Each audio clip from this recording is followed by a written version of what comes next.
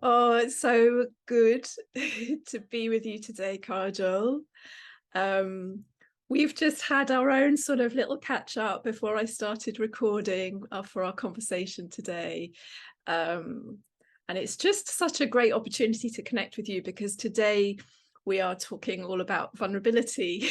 Mhm, mhm.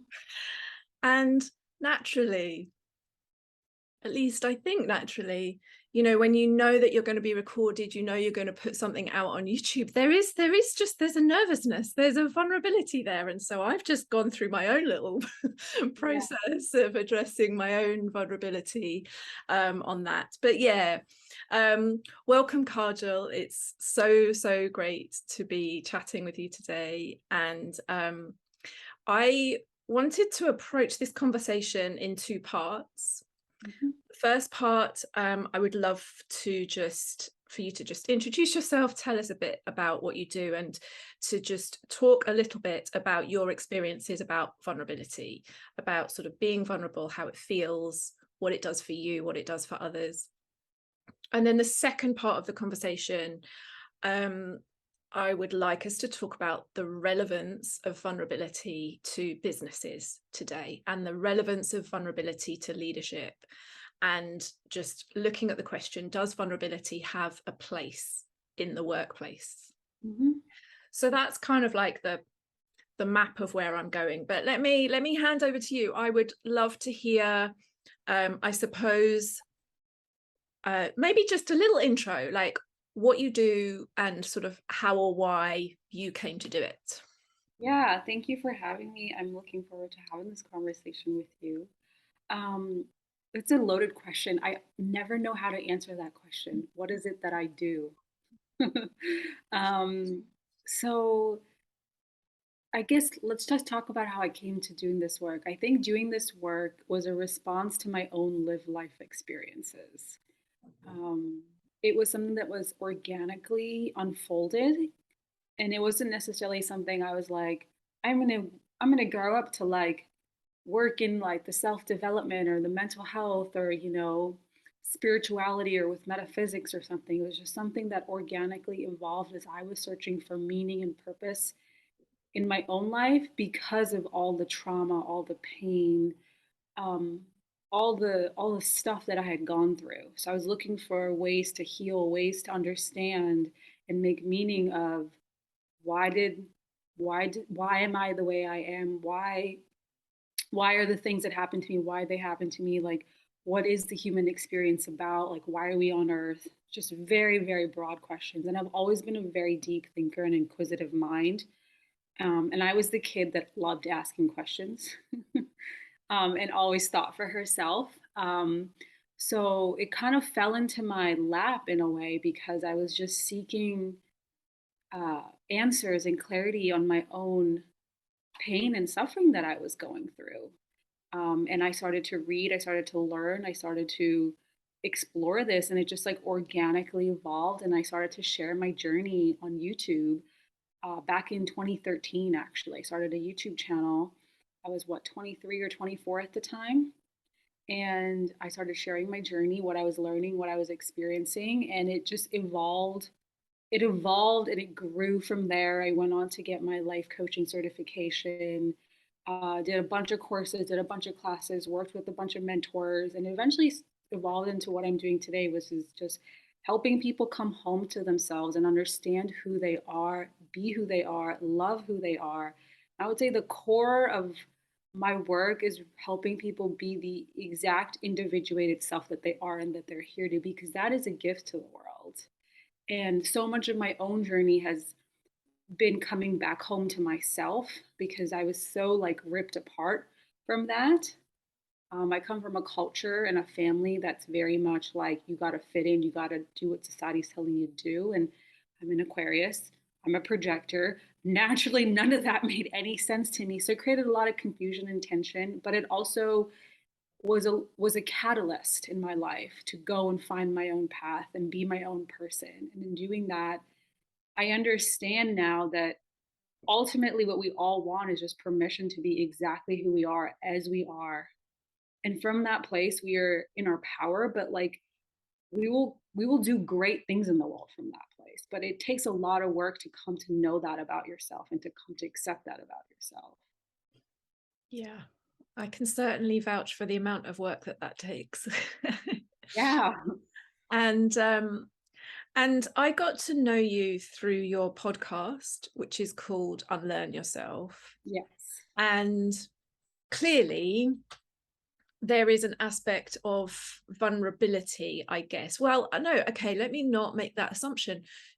For you, is there an aspect of vulnerability to what you share in your podcasts and also in how you work with your clients?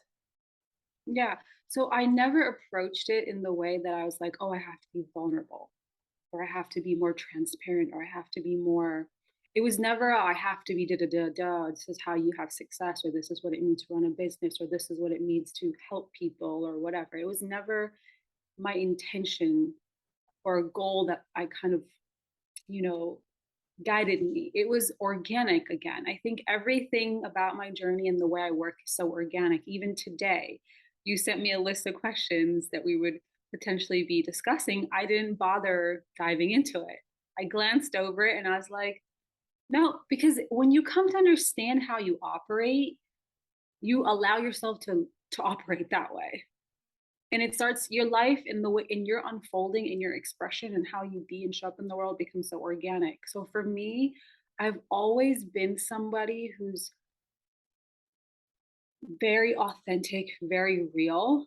And that's what I really appreciate about other people, when someone is very real, very genuine, very authentic, because we live in a world where it's so easy to put up a mask, hide behind a title, a credential, a qualification, a job, a salary, a position that you've attained in your career. And those things are really well and all, and you should be proud of them. But it's so easy to hide behind that. And at the end of the day, I want to know who the real you is. And that's what drives me in life. I think I really want people to know who I really am. And if I can be who I am, then I can be an example of somebody who's an authentic, genuine, real person. And so for me, telling stories and sharing my journey and the things that I have gone through, I feel like makes more sense than versus giving you a list of textbook information I learned in a course, or talking about a step by step process that's going to help you be happier or healthier or have more mental clarity. I just felt like if I could just be a living example of someone who's doing her work, what that looks like in real time, I feel like I'm creating more of a impact in the world and in people's lives in that way, because then it becomes personal and it becomes something that's not so like far fetched or something that's like you have to grasp for. It feels more attainable and real. Like, that's where I feel like I've come from. I wasn't doing this consciously, but as I look back on my journey, I'm like, that's what I've been doing this entire time. I've always wanted to feel really personal to people. And I never wanted to feel like I had achieved some level of mastery or some level of expertise, because I'm not an expert here. I'm just a woman who's committed to doing her inner work and her healing. And if that's inspiring for people to then want to, interact with my work or come work with me, then that's amazing. And I'm so excited to journey with you. I love everything that you're saying, because what I'm getting is that, okay, when I the reason when I thought, yeah, I would love to have a conversation with Kajal, and hey, let's record it or put it on YouTube, and something just said, yeah, I think there's a conversation to be had around vulnerability. And I'm really aware that when I listen to your podcasts, if I were to share to the level that you shared in those podcasts, I think that would make me feel really vulnerable. Mm, But what I'm hearing from you is that actually it's not about vulnerability. It's not, you haven't pushed yourself to be vulnerable. You aren't choosing to be vulnerable. You're just choosing to be very real and genuine. And mhm, through that, sharing these things is the path that you're on. mhm, And I think that, you know, what you just said about sort of inner work and healing, I am 1,000% committed to that pathway as well. But it Mhm. has never, and it doesn't feel right for me personally to share great detail about that publicly. Mhm. Do you see what I mean? So Mhm. I'm like, oh yeah, I want to have a chat with Kajal and let's talk about vulnerability, because that I kind of see you getting really vulnerable, and that you doing that gives so much to me Mhm. in terms of just, and you just as you were talking then about people coming home to themselves, I just got this feeling in my body of just like, oh yeah, it just made me feel good.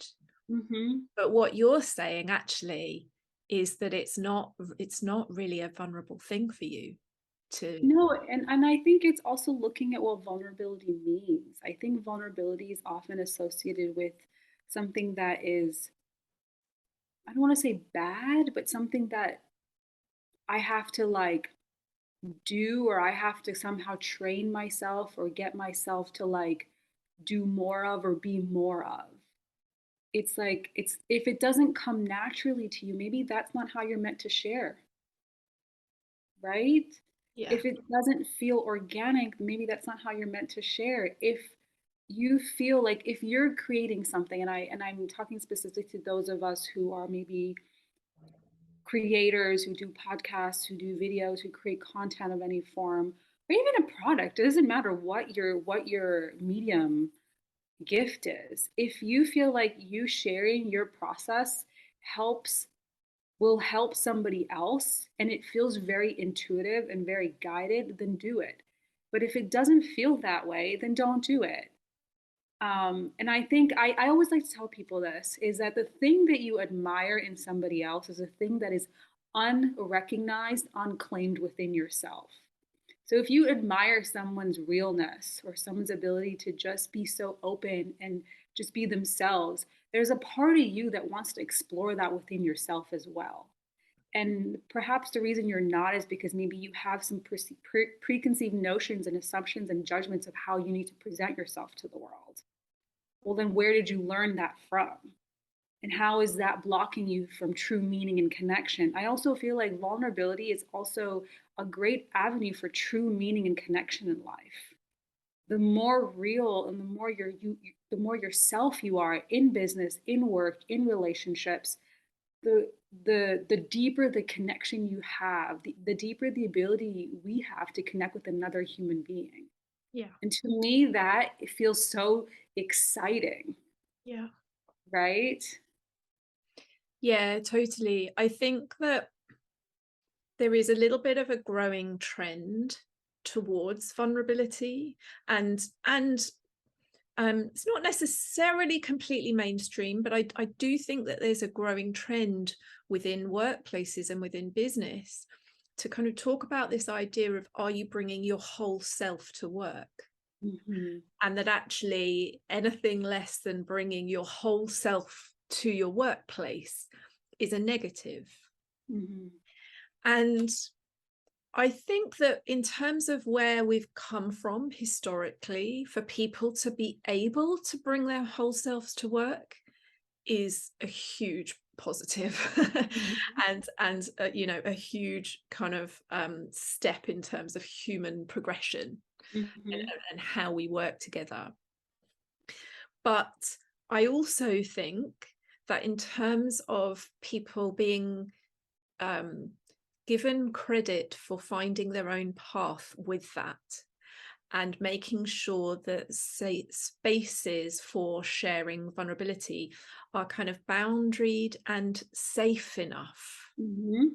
for that sharing. And that's not always something that I hear when I hear about conversations about, you know, it's almost like vulnerability is a bit of a buzzword at the Hmm. moment. Hmm. I when I did my coaching course, this was about 4 years ago now, one of the really, really great takeaways from that is to kind of consider whether you are within a 20% stretch for yourself. Mhm. Because within that 20% stretch of doing something that scares you or being vulnerable or, pushing yourself, that's quite a safe. And what is 20%? Well, that you can feel into what that is. Mhm. But that anything more than that, you do start to get into a bit of a potentially tricky area where you could find yourself in an unsafe place. You might Mhm. give yourself a real vulnerability hangover. For example, Mhm. you might go to that place and it can either cause like a real kind of spring, almost like an elastic band. It can cause this rebound that you just sort of go back to your safe space, or it can just really break you if you Mhm. if you push too far. Mhm. And so that's one of my, I guess, or that was when I was thinking about having a conversation with you about vulnerability, and particularly in the workplace, just making sure we balance the conversation with what feels right for you as a leader, you as a team member, you as a mother, father, whatever it is, to find that boundary for yourself. And it sounds like, because I was going to ask you where your boundary is with what you share, but that it just sounds like something that is you're inherently conscious of, and that Mhm. you just feel into what feels right for you to share. Yeah. One of the things I want to mention is that when you talk about the workplace and we're bringing our whole selves into the workplace, I feel like as a society, as a people of this earth, as times are changing and progressing, we're moving away from the age of information to the age of intuition, where I think people are exhausted by just trusting and looking up to people in the hierarchical system, especially when it comes to business, who are the most qualified or have the most presentable look or are the most professional. I think we want to see realness from people. I think that's just the desire of where the humans are evolving to. So I think that's probably why we're hearing this buzzword of authenticity, vulnerability, just be yourself. Like that's so loud more than ever before in the history of this world. And Yeah. I think it's because we are evolving as a species to be more in tune with our emotions and our emotional self. Like for so many centuries, we've lived so identified with the mind and the mental mind and what the mind is capable of. And now we're moving more into like our emotions and our expression and how that actually creates deeper connection, impact, success in your lives and in the world. So I think there's this transition happening in humanity energetically, physically, where we're evolving as a species. Um, but I also feel like with the whole like piece of how much is too much to share, or am I saying too much? I think it's really like down to, first of all, if you're going to practice this and kind of start getting in tune with yourself, I think it has to first of all come from knowing yourself Yeah.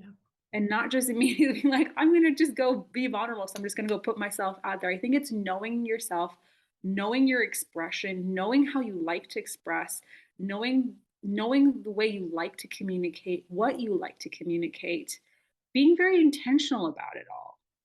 And I think when you understand your own process, the way you work, the way that it makes sense for you, the way it feels good and right for you, yes, the vulnerability will have that tinge of nervousness to it because it's like shedding a layer of a skin. You're growing into a more whole version of yourself. But there will be a sense of excitement or a sense of this just feels right and I don't know why. You get that? It'll have both of those sensations together. I think knowing yourself really then allows you to know how you then want to express and how much you want to share. So for example, for me, am I like this with everybody? No. I have a very well discerning eye to who I'm going to open up to and who I'm not going to open up to. And I think the more I've known myself, the more I'm able to read people in terms of, is this person receptive? Is this person open for a deeper connection? I think that's a really important question to ask yourself. Like, especially even in the workplace, is this colleague or is this employer of mine open for a deeper conversation, open for a deeper connection? And if that's the kind of energy or vibe you're getting from them, then yeah, approach it. But if you're not, then don't do it. And I think it's a matter of also trusting the people that are around you. And do you have people in your life that are around you that honor and support you in your expression and how you express yourself? I think at the root of it all, vulnerability, as I'm thinking out loud, feels like knowing how you want to express yourself to the world, and where is that expression coming from? And what is your intention in that expression? Yeah, something that there's a couple of things that I want to pick up on in what you said. Um, Firstly, it was just the sort of the nuance that I'm getting about, um, is this person, or is this employer, is this workplace, is there an openness for a deeper connection? Hmm. And that's really the absolute sort of first and foremost place that you should come from, I think, as a leader, if you want to open up space for sort of vulnerability, growth, authenticity, realness, is asking that question. Because I think, particularly, I mean, maybe this is a bit stereotypical, and I do think it is changing, but I think in business we are more used to a far more sort of direct and somewhat forceful approach. Hmm. And when we're talking about people and creating spaces for them to be really genuine, and from that place then do their best work and feel their most empowered and engaged, then that's not something that you can force. You can't take a direct line with it. You have to take a much more open, expansive, patient, sort of much more curious, much more invitational approach to it. Hmm. And I think that's one of the things that we need to really speak about and focus on changing, because I think in particular we're not used to that within businesses. Yes, yes, I totally agree.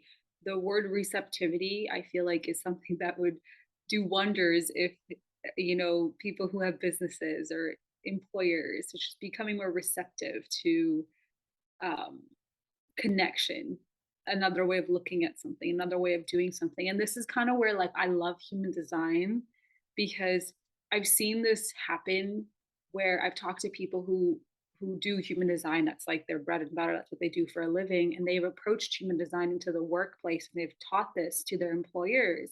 And I'm just understanding how each person individually operates and what strengths they have changes the whole dynamic of the whole system of how everyone's working together. And some of us are very strategic, but not all of us are. Some of us are it's called having a receptive mind, where we don't think very linearly. We're very more abstract imagery, very more intuitive with the way we think. And I think as a society, we've always placed emphasis on the one who's strategic. It's got like the outline, got the PowerPoint, got all the answers. And again, it's like the shift is happening where we're learning to trust those of us who are more abstract, intuitive in the way we do things. Yeah. Yeah, that reminds me of a book I read, must have been 10, 15 years ago, and I can't remember the author. The book's called Quiet. Mm-hmm. I'll look it up and I'll post it in the notes. And it's just basically about introverts and extroverts, and how in Western society the extrovert is like really elevated and sort of almost glorified as being the person that we should all want to be like and try to be like, and they're the people that tend to have the most sort of power and influence. Mm-hmm. um, and then there are certainly different societies, but I it's just another way of phrasing it, whether it's human design or introvert, extrovert. There's so many different kind of systems that can plot this, but it's very much about finding that balance whereby people who have very different qualities that haven't necessarily been valued a great deal, the quieter, the more intuitive, maybe the less data orientated, and the more sort of more emotive Mm-hmm. orientated, there is huge value in that. Yeah. as well. Yeah, I agree. I think as we're talking and as I'm hearing you speak, I think the thing that keeps standing out to me is like it's not. I think I feel like vulnerability isn't so much something that you have to go out and do in the external world. I feel like it really has to do with how vulnerable you are with yourself and how open are you with yourself. How willing are you with yourself to have a deeper look at things, have a deeper connection with yourself? I feel like the more comfortable we get with that, the more easier it is to then engage with the outer world in that way, with also knowing what our parameter is, or what our excuse me, what our little container is and what that looks like. But I Yeah. think that's what it really feels like. It's like becoming open, available, and even like completely visible to yourself. Yeah, is that that brings me back round to the second thing that I was going to say is that um to truly know yourself and to truly be able to bring your whole self to work. For many people, not everyone granted, but for many people, that process can be very painful because actually getting to know yourself means facing old wounds, healing old patterns, traumas, pain, hurt, that actually it has for a long time been much easier to kind of just sort of package that away and then put on the mask, you know, Yes. to go into work or even in your, relationships at home sometimes. And so that's the other piece of this, I guess, that, and we're like, we don't have masses of time left, but do you have any thoughts? And yes, workplaces are changing enormously, particularly post the pandemic. But do you have any thoughts on the responsibility of a business or a leader in supporting a healing journey for someone who who who is experiencing those things in a desire to get to know themselves better? I think a quality of a great leader is the ability to listen. I think that's just monumental. The ability to listen to what your employee is saying without your own agenda, without your own idea, without your own judgment. Just truly listen to what this person is asking you, telling you. I think when you can do that, you can truly open an authentic connection with the other person. Because at the end of the day, yes, we're here and we're working, but at the end of the day, our work is really built on who we are as people, right? It's not, I think the society's kind of got it backward. Our work kind of tends to define us, but our work is really built on is who we are. That's why we go to school, we develop our skills and whatever. But I feel like when you have a genuine just desire to listen and understand from a place of like, what are they saying? Where is it that I can just hear them out? I think that changes the repertoire. It changes it from being this like weird hierarchical system to like I'm the boss and you're my employer to being like we're in this together actually, and your role and what you're doing is just as important as my role and what I'm doing. I think that's like the first thing that came to my mind. So, Kajal, before we close, is there anything that I haven't asked you or that you haven't said yet on this subject that you would like to say before we finish off?